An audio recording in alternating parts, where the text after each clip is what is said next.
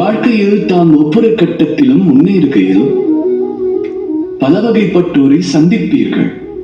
அதில் சிலர் தம்மை உற்சாகப்படுத்துவார், சிலர் தமக்கு ஆற்றல் அளிப்பர், சிலர் தம் மீது நிராசை கொள்வர், மற்றும் சிலரோ தம் மீது குற்றச்சாட்டுகளையும் சுமத்தலாம்.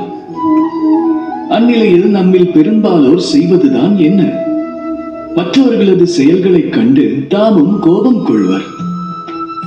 அவர்கள் மீது குரோதம் கொண்டு அவர்களை எதிர்ப்பர், குறையும் கூறுவர். பஞ்சம் தீர்க்கும் எண்ணத்துடன் தன் மீது வீசிய கற்களை அவர்கள் மீது திரும்பவும் கோபத்துடன் வீசுவர்.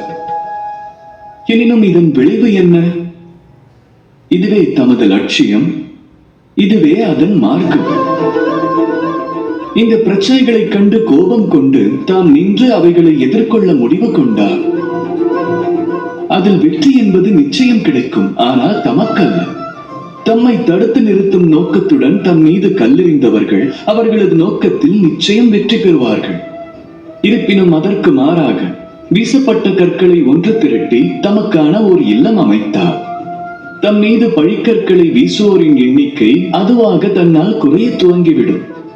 தாமும் இடையூறுகள் ஏதுமின்றி தமது இலக்கை நோக்கி முன்னேற இயலும்.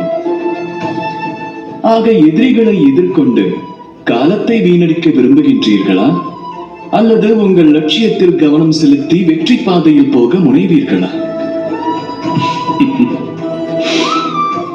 நிர்ணயம் தமதே ஆகும். ராதா ராதா.